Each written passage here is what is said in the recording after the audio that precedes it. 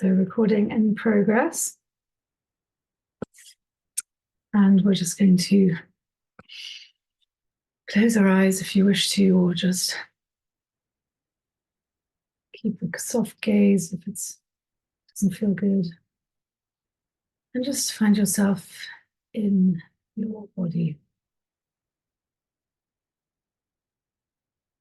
See if you can distinguish your heartbeat. Take some deep breaths. Feel the air coming up through your nose and out through your mouth. Feel it tickling as it passes up into your nostrils. And back out. And feel everywhere that your body is touching somewhere. Feel your hands, where are they touching? Where's your bum touching? Where's your back touching the back of the chair? Is your hair touching your face? Where are your clothes touching your body?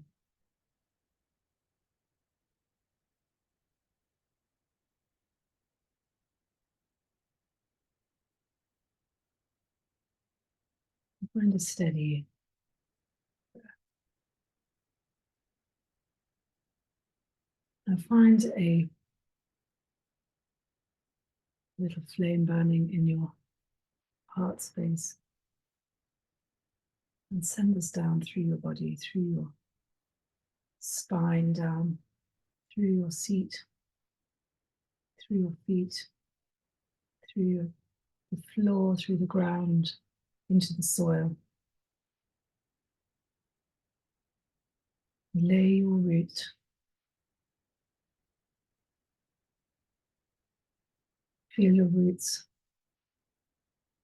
going down into the soil and feeling the nourishment that's immediately coming up through these roots, and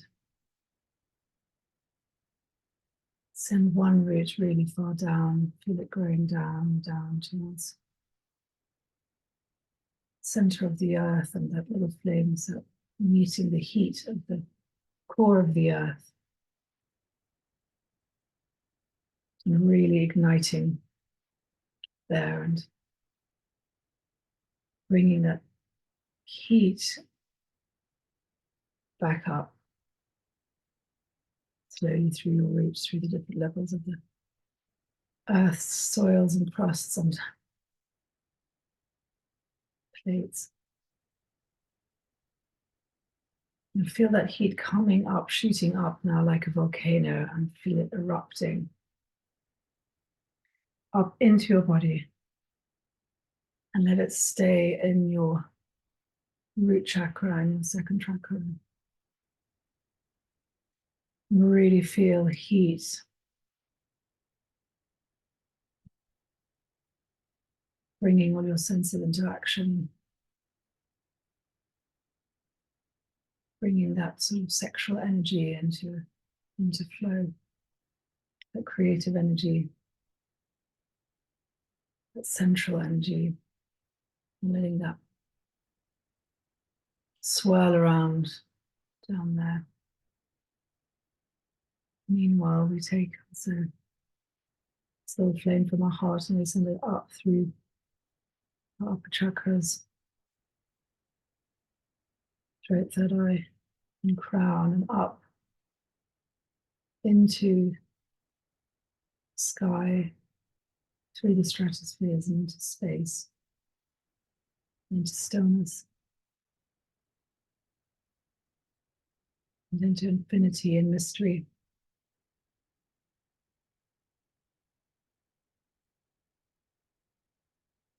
And we bring that spaciousness, that unknown cosmic mystery, back into down this light-filled channel, back into the earth's atmosphere and through the air and sky and back through the wind and the bird song, back into your home and into your head and into your body. And bringing that white light down also into your root chakra, second chakra, and letting it meet with that fiery source that's going on. And feeling a soup of electricity and fire mingling, and slowly feeling that electricity and fire, warm electricity, central, smooth lava moving through every part of your body, moving up through your body, into your chest, into your breasts, into your shoulders, down your arms, and into your hands and into your fingers, and feel them tingling with the electricity. Feel the warmth of the lava, the electricity flowing down your legs, into your knees and into your toes.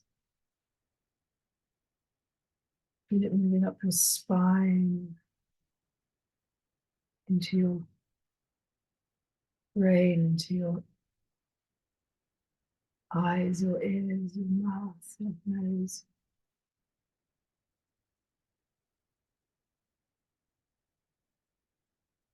Feeling it in your heart, in your lungs, in your womb, in your liver, your spleen, your pancreas, feeling all your organs touched by this beautiful energy.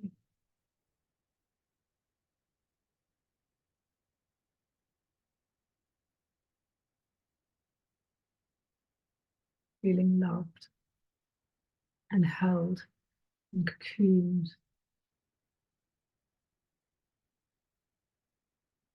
and equally turned on and sexy and luscious and fruity and juicy.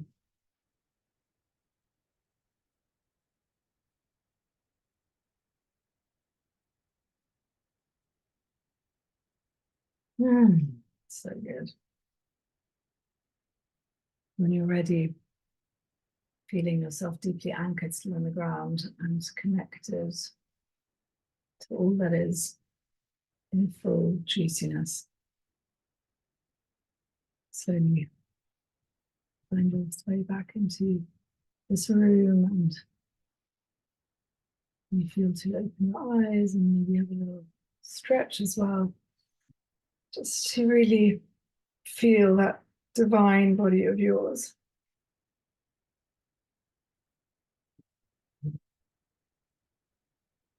So good. Oh, well, today we are talking about Taurus. Tomorrow is new moon in Taurus, and it's the second house, so it's the second sign of the zodiac. And after that sort of emergent energy, that huge push of energy we had in Aries, we're now bringing all that back and just bringing it down into the earth. And I have a visitor basket. And grounding all that energy and really making it, bringing things to life in a real way. So Taurus is an earth sign, and actually I wanted to just share screen because I had a few pictures which I thought I might show at the beginning.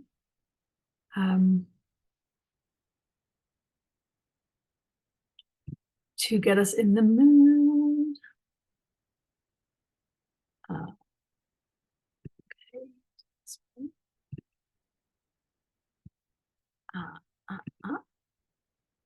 Okay, let me see if I press play.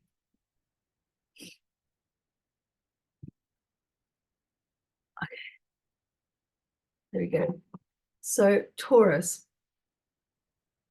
if you have a look, you can see also the way that it's got the horns, but in many of the way that the Taurus is, you can see in the glyph, the zodiac symbol, it is, the sign of the circle with the horns. The circle in symbolism has to do with spirit. And then the horns, what looks like horns in many of the symbols is drawn more like a semicircle, which also is the symbol of the moon. It also symbolizes this vessel and the fallopian tube. So it is a very feminine symbol, and it is actually the ruling planet is Venus, which is one of the few, apart from the moon, female historically, although obviously this is just an energy, not gender, a female symbol. So this is, a double feminine, full on feminine. And so it's a really fun sign for us as well. So the cup is very much the sort of image, the female image and symbolism. You have the cup and the arrow, and the cup is sort of, man is the doing and the woman is the receiving, and it's also seen as two sides of the same coin. Man is the male is the becoming, and the female is the being, the receiving. And actually one of the affirmations of this month is I receive.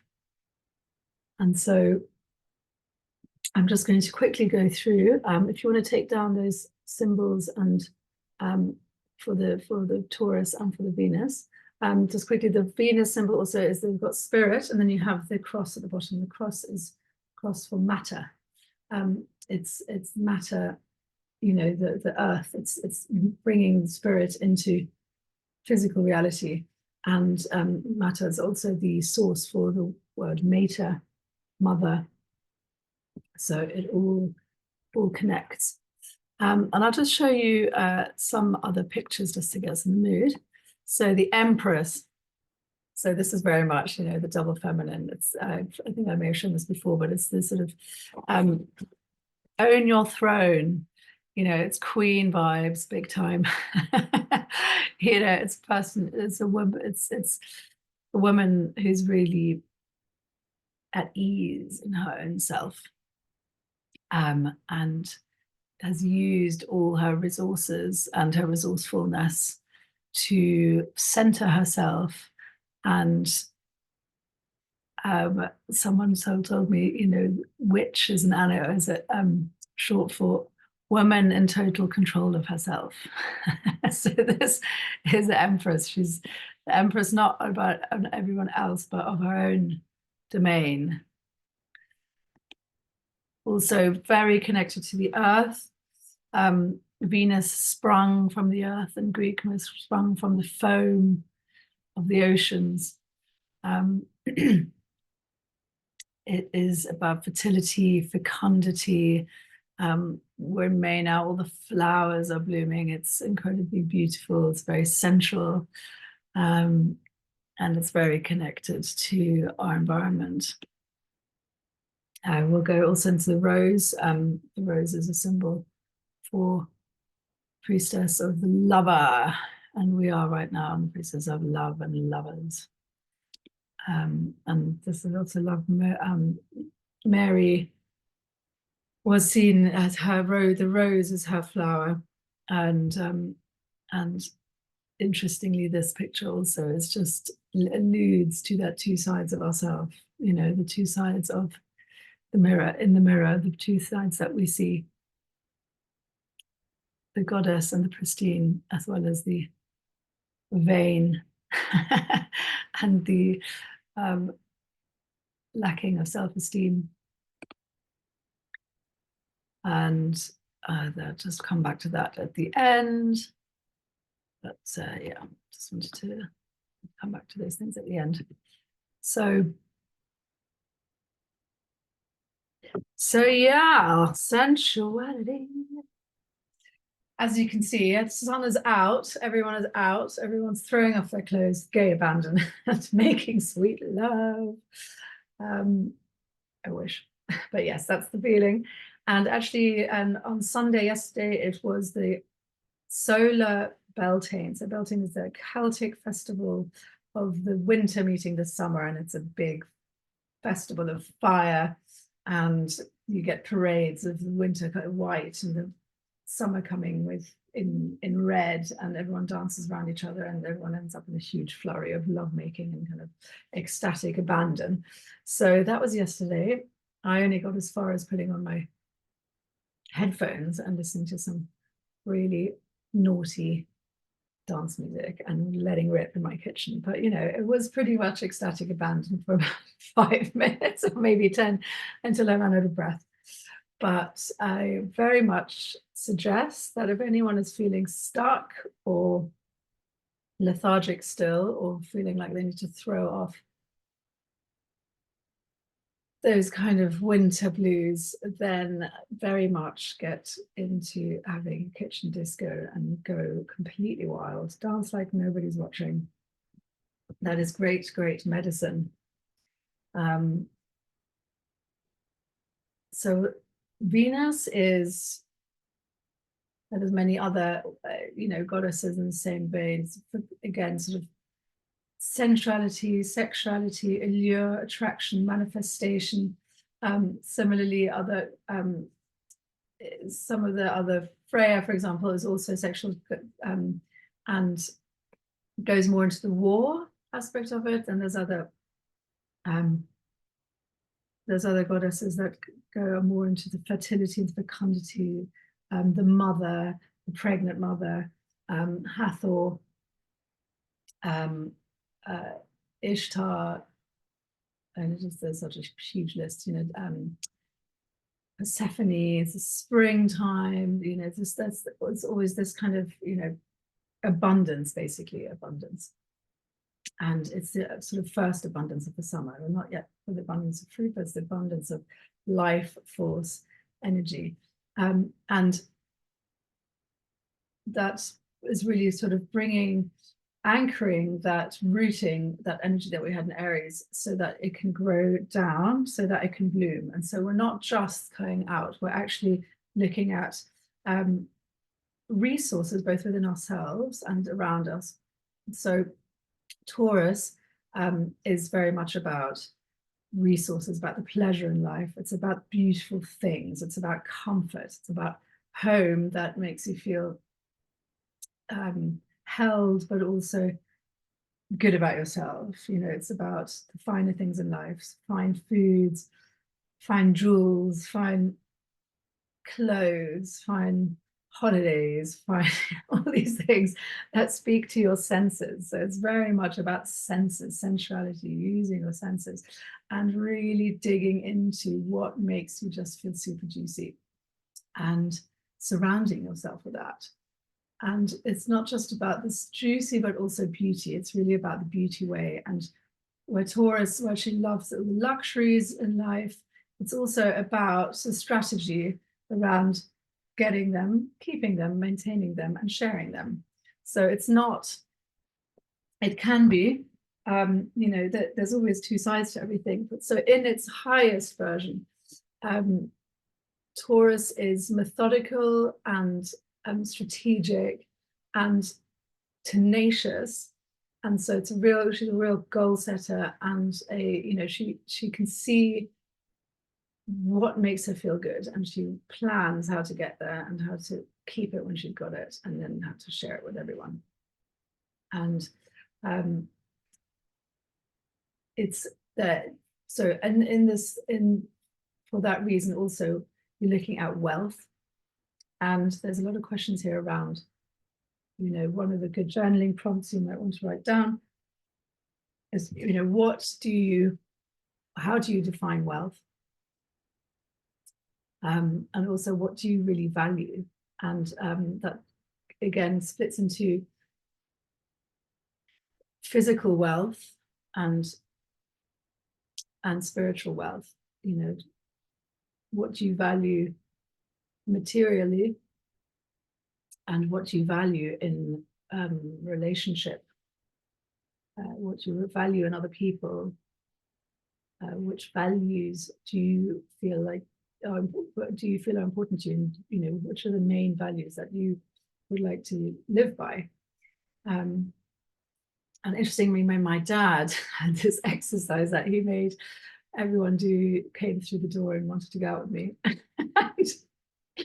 And actually, I was so rude about it at the time, but I really do look back on it and think I wish maybe I had done this with more boyfriends earlier on. But basically, he said, write down 10 values. And I can't remember whether he gave them to us, but maybe he gave us 10 values, and then we had to put them into order.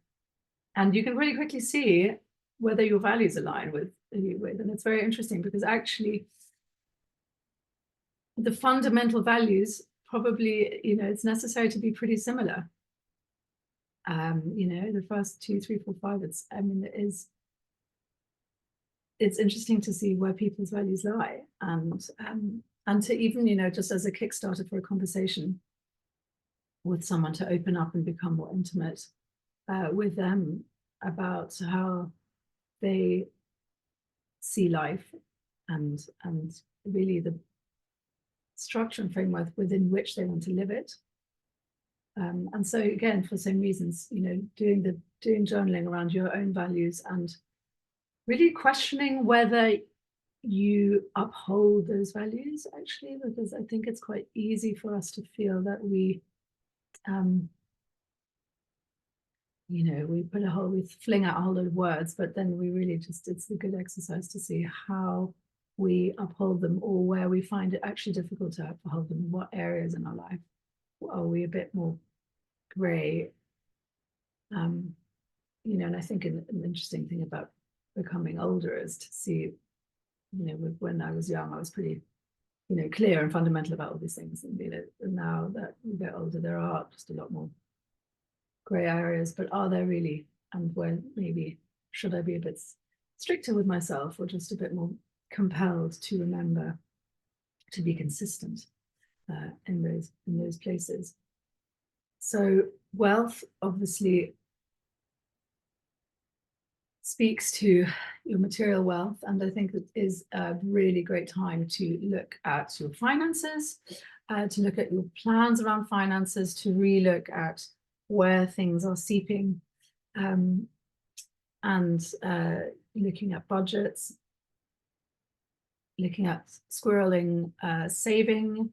This is really about the long term. It's about building things that last. Taurus is all about building things that last, building things of beauty, and within that,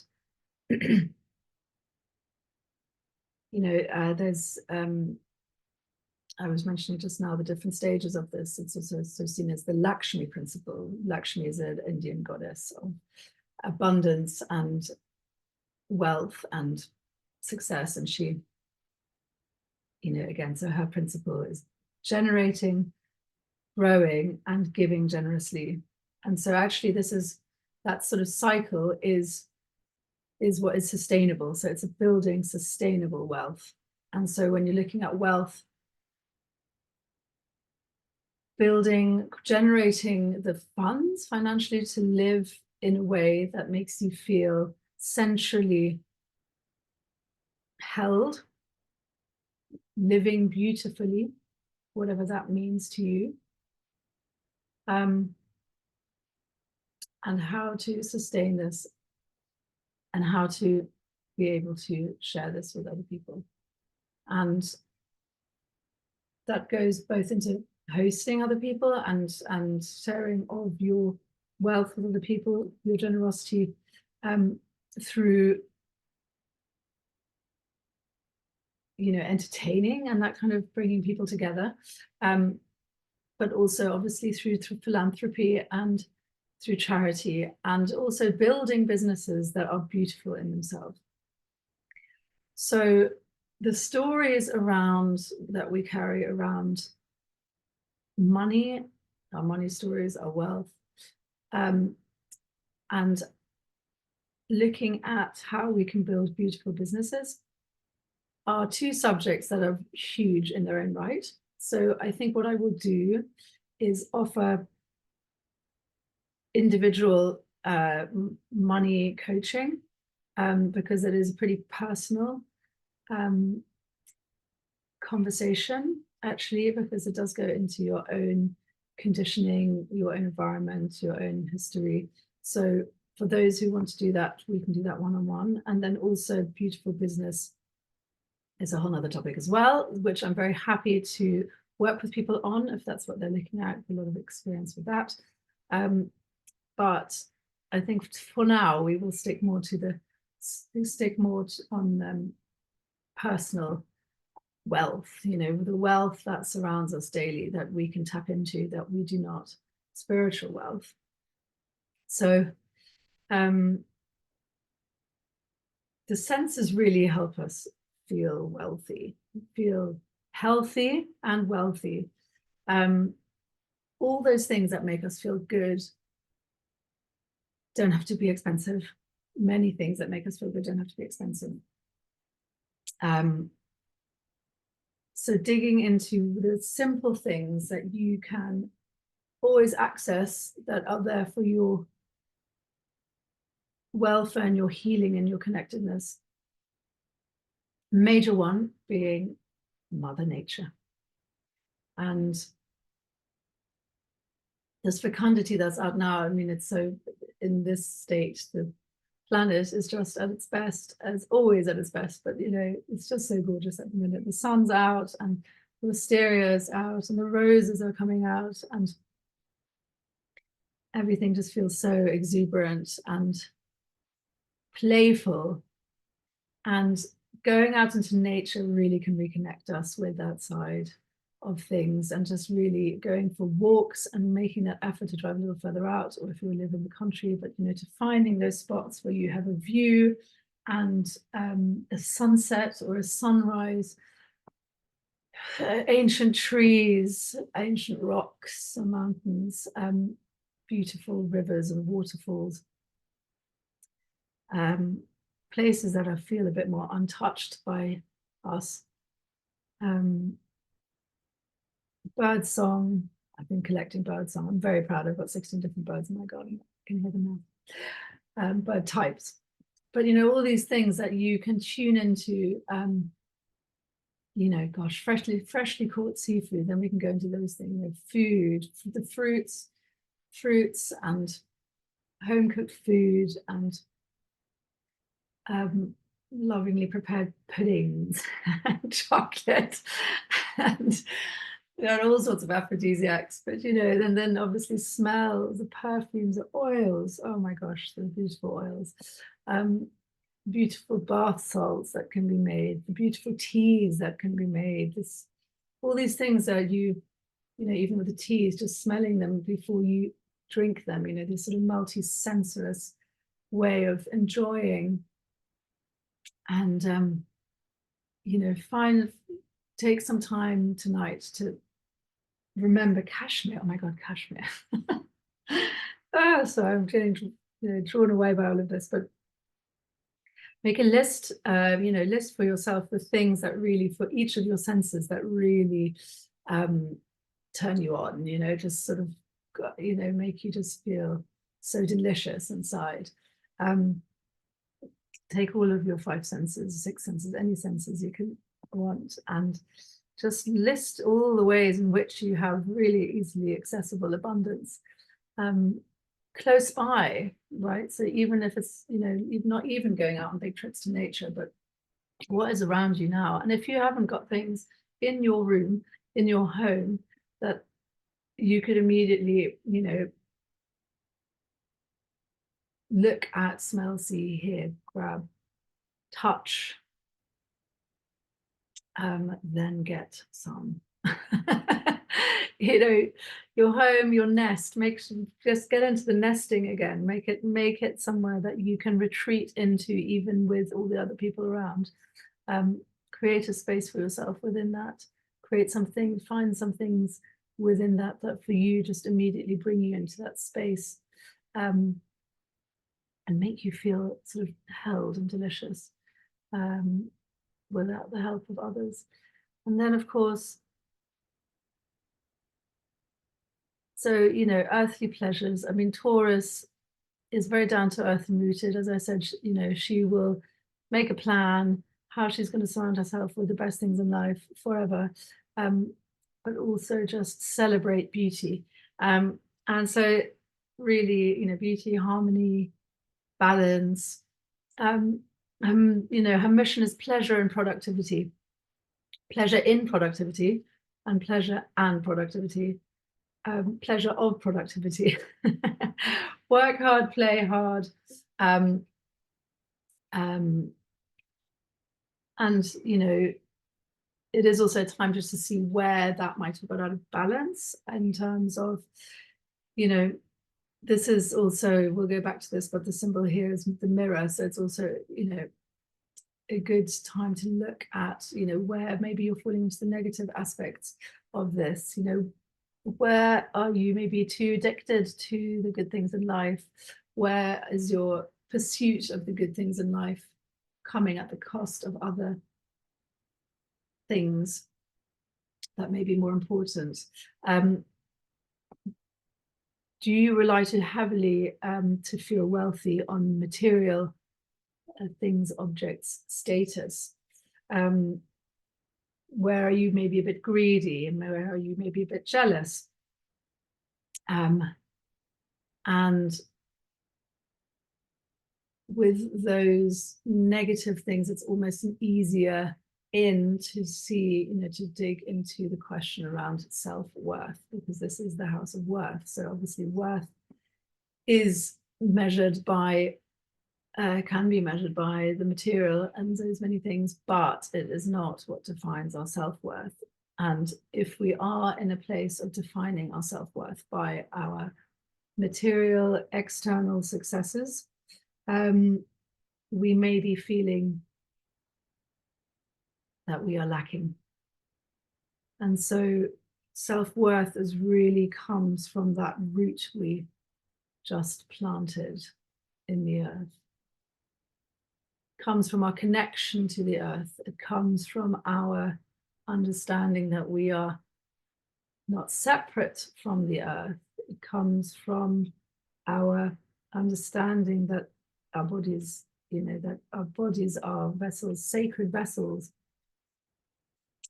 It comes from the understanding that we are miracles in terms of just the biological, earthly, physical probability of us even making it to pregnancy. Just that whole process of the sperm actually finding the eggs. I mean, that in itself is a miracle. And the fact that this particular sperm came through and you became, you know, the fact that you were born healthy and you're alive still. I mean, all these things, and that all your ancestors survived to get you to even be able to conceive you. I mean, the probability is something insanely small. And so, you know, it is miraculous. It is miraculous indeed. And so there's a real sense of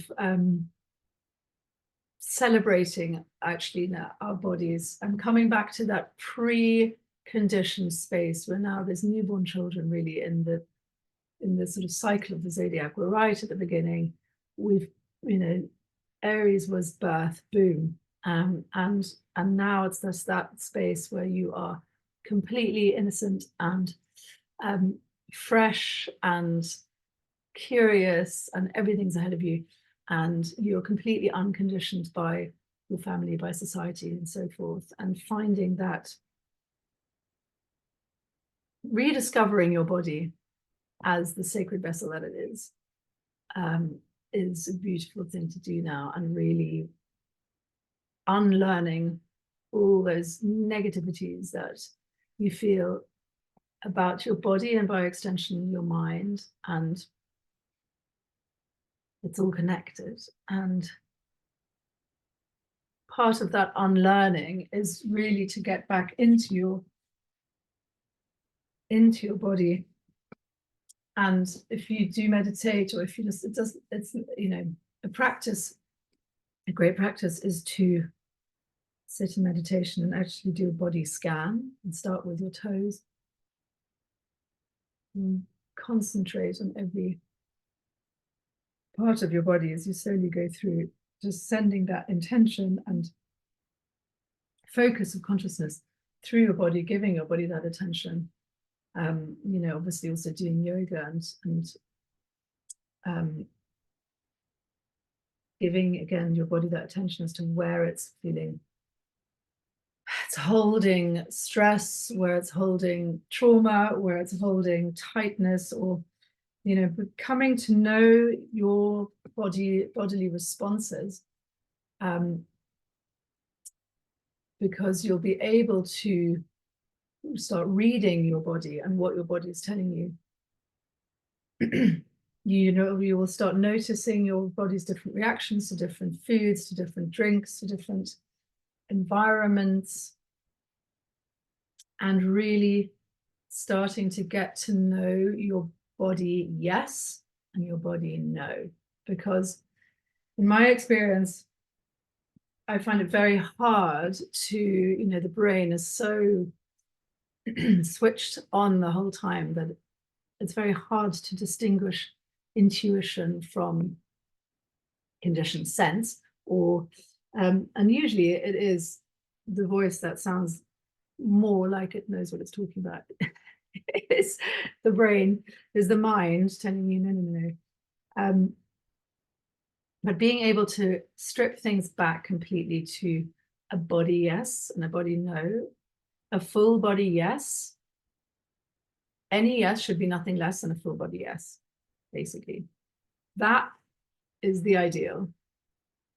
That hardly ever happens because we feel we ought to, we should, it would make sense for the greater number of people. You can't afford it. Not right now. When you are this, that, and the other, then all those reasonable ideas need to be sidelined to really get in touch with what is best for you, and what is best for you is best measured by your body. And so this becomes a real art when it comes to pleasure, actually, and knowing when it is a crutch and when it is what's required, because why not? Because it would bring joy, the most joy in this moment. So taking that time with yourself and with your body this month is really special. And really being in great gratitude to everything that your body is doing for you, and the miracle of the chemical processes that are going on in your body every single day. I was told once you would require sort of, a square mile of factories to produce the same amount per person. It's just insane what your body can do. So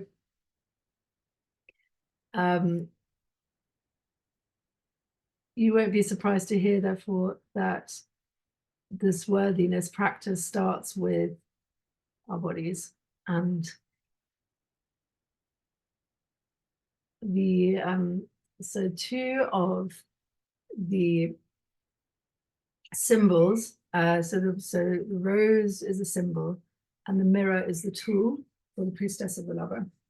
And the rose, I'll go into the rose first, because in the end the exercises will have to do with the mirrors. So here we are speaking about beauty, roses and mirrors, there we go. So roses have been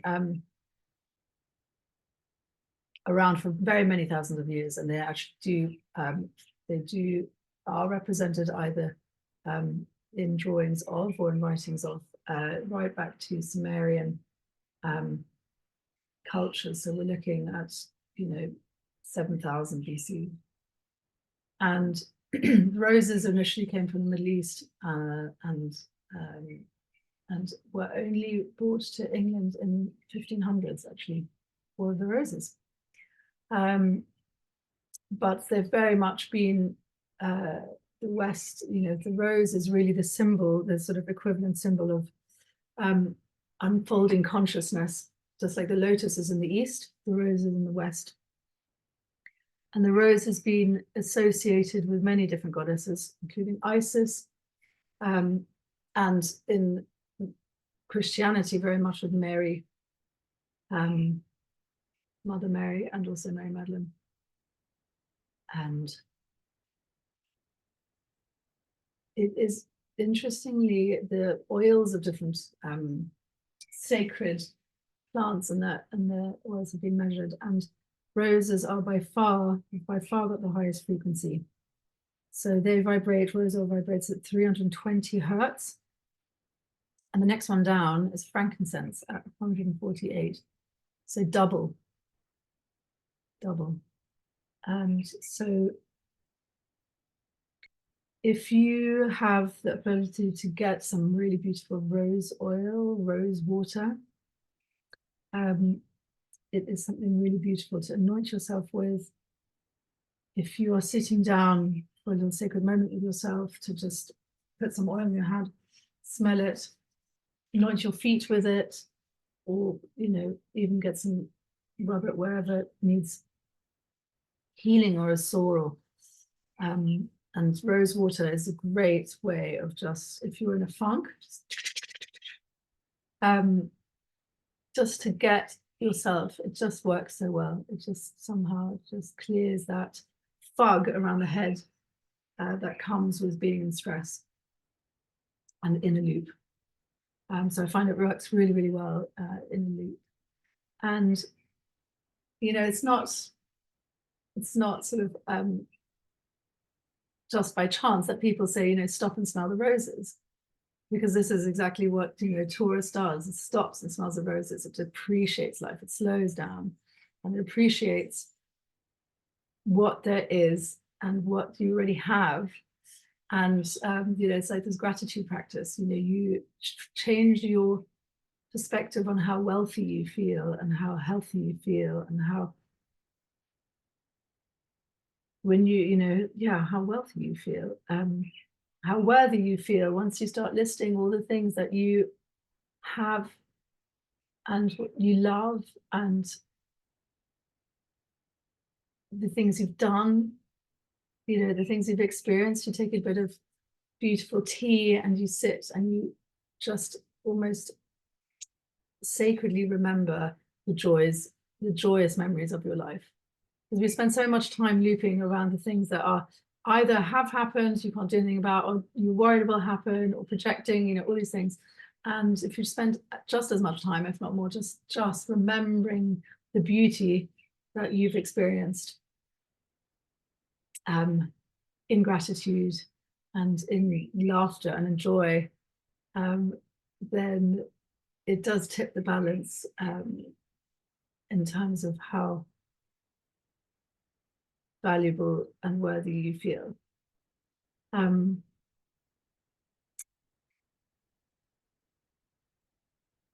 that Taurus is, we've already mentioned, so Taurus again is a very ancient symbol.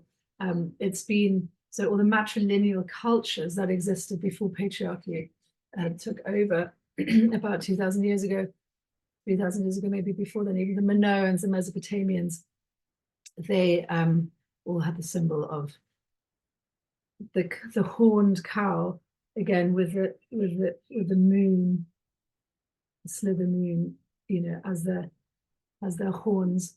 Hathor also in Egypt has, she's again the mother, the maker, the creator, the fecund goddess. And this whole thing about finding self-worth, it does take endurance and patience with oneself as well.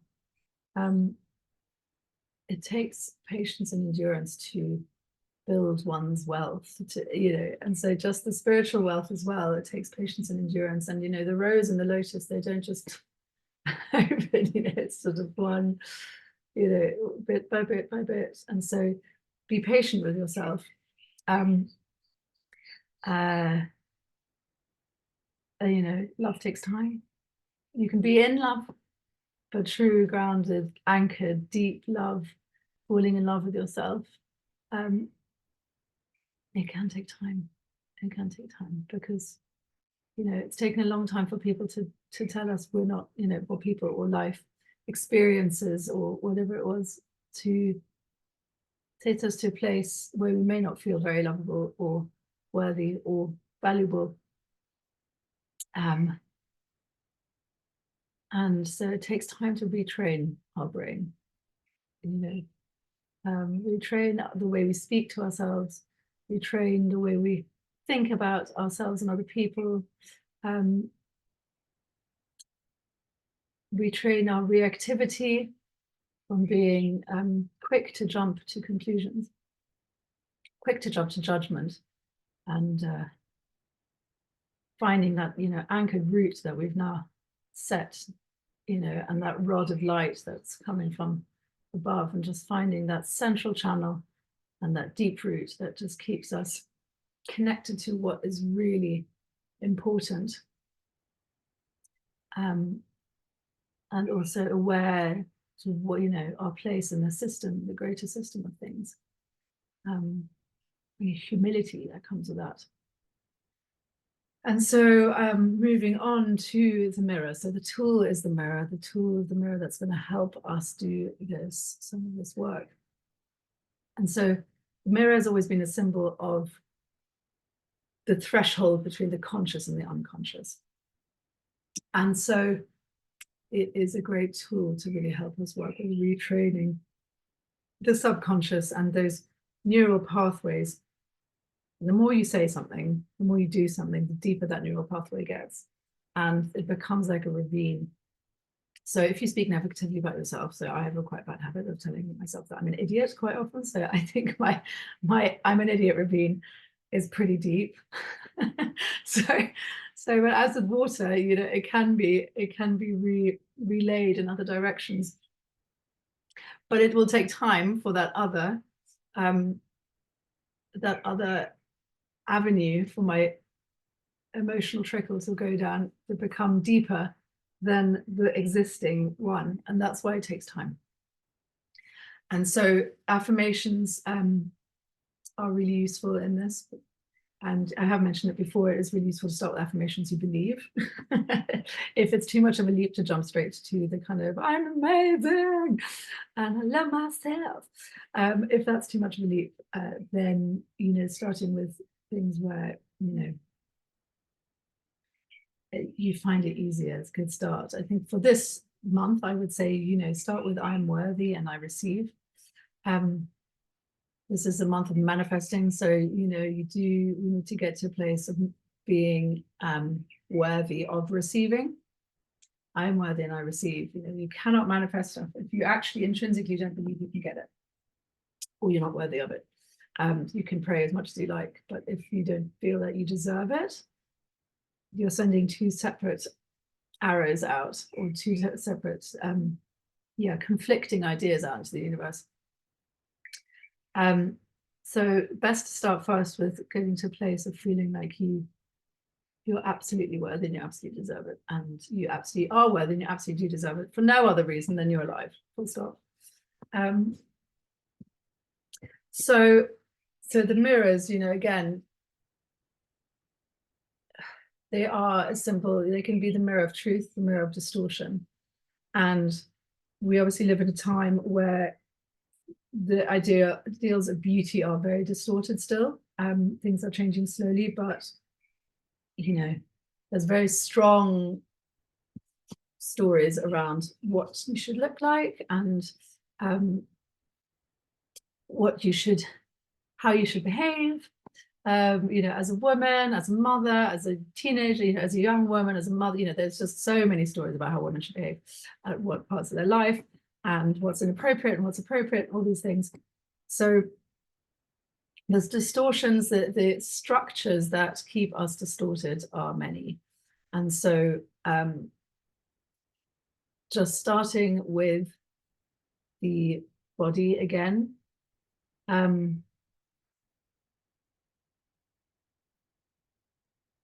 There's an exercise which I would really like you to do, and to do a lot daily if you can, for 40 days if you can.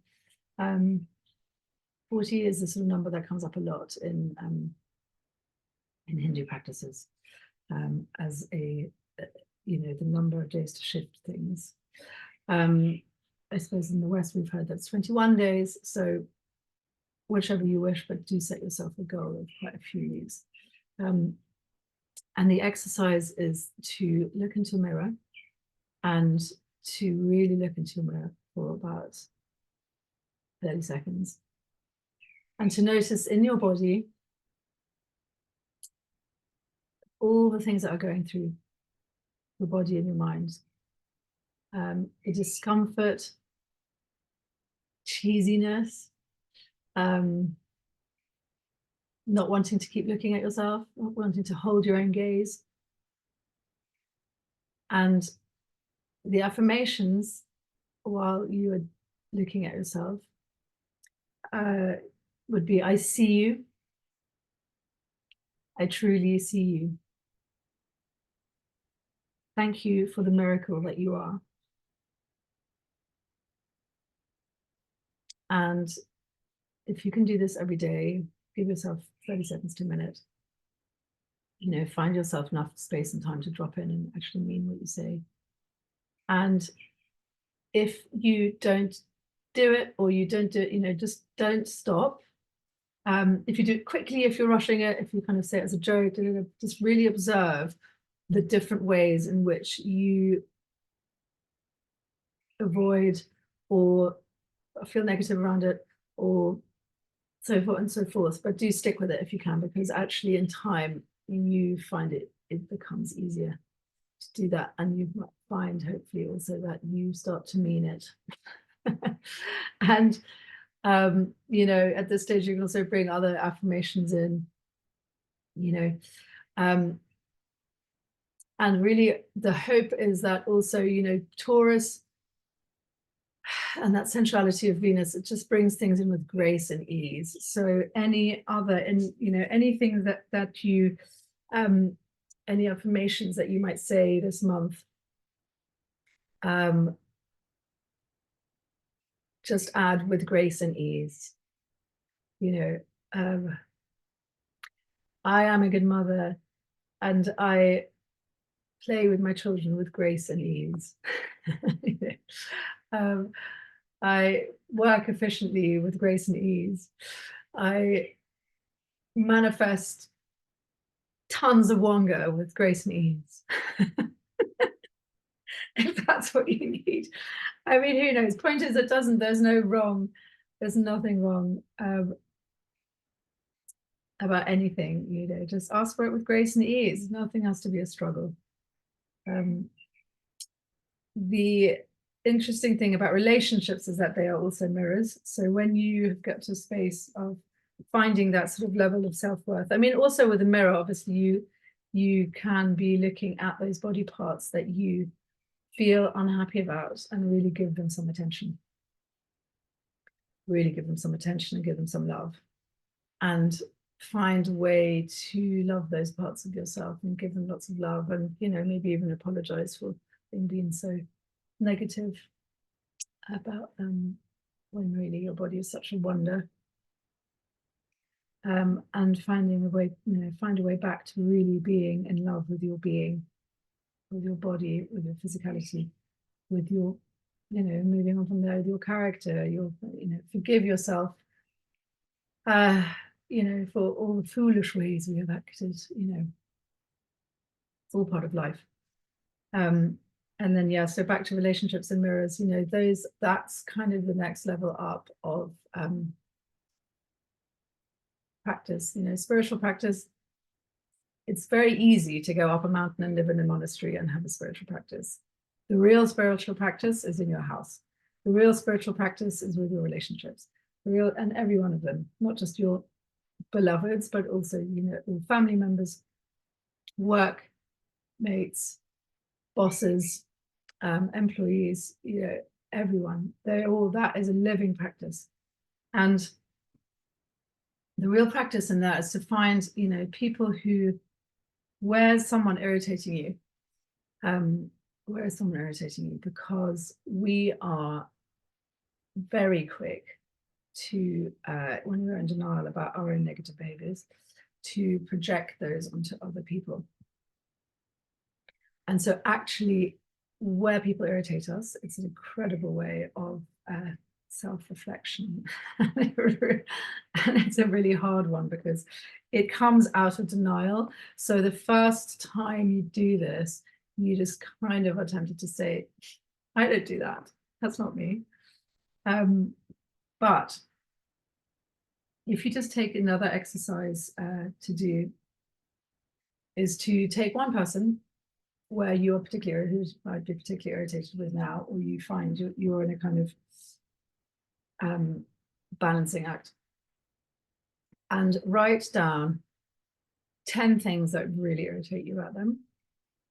And if you can't find 10, then take one of the big ones and break it down into smaller parts, because you probably can break one down into lots of different reasons why that is what it is. But then also write down 10 things that you do respect and admire about them. And then when you've done that, circle the 3 most irritating, the 3 most respected bits, and then see how those show up in your own behavior. And it doesn't obviously have to be completely the same.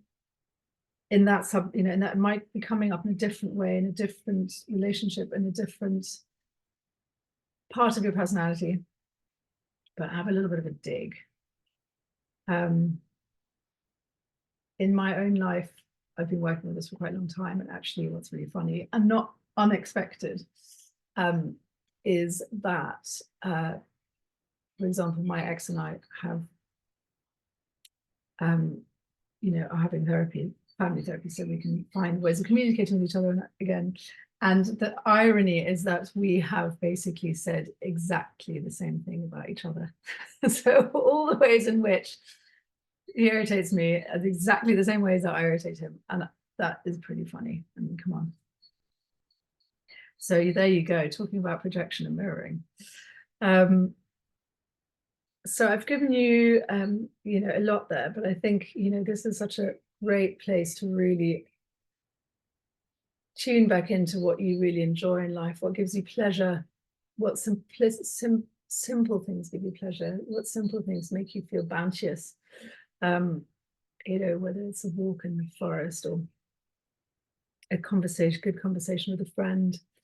And, you know, I will, you know, talk more about finances in a different section, but, you know, structuring your finances in a way that you feel gives you consistency and reliability. You know, that's another Taurus one. It's reliable. They're reliable friends. You know, they, in more negative things, you know, again, they can get stuck and they can get stubborn and they don't want to move, and there's a lack of spontaneity. But actually, I do like this word sustainable, you know, building sustainable beauty. And who doesn't need that right now? So I hope I've given you a few prompts. Just to recap, we've had, you know, what do you value? How do you define wealth? Listing the things that really make you feel sensual, you know, all the things for your different senses that make you feel beautiful, you know, make you feel juicy. We had the exercise with the affirmations in the mirror. I see you, I truly see you. Thank you for the miracle that you are. And then the exercise about, you know, reflecting about your relationships, starting with that. You can see that I am already in my pajamas, which means that I'm feeling extremely juicy and cozy. So surround yourself with everything that makes you feel beautiful and cozy and warm and schmothersome and sexy and fun and all those things, and then figure out the ways in which you can make them last sustainably.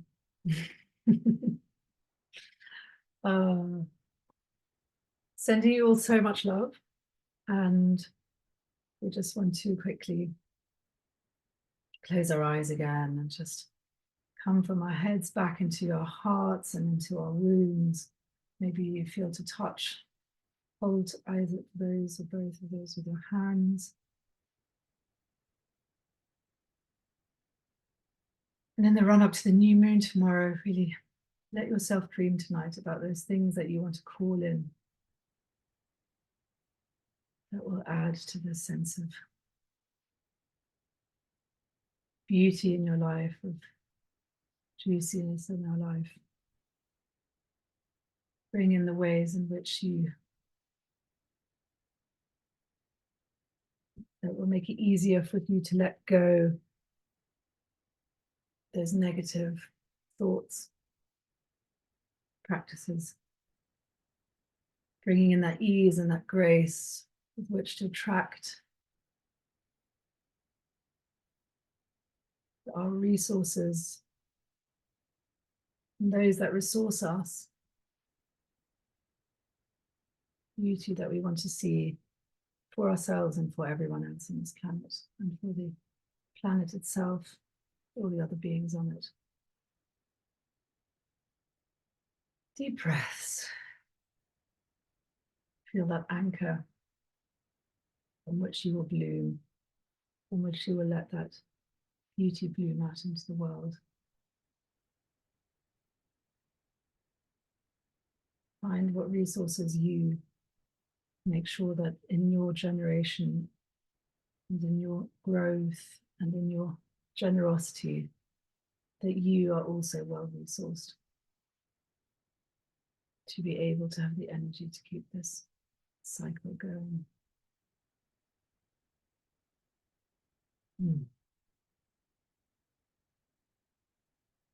Thank you for your time and lots and lots of love. Till next time.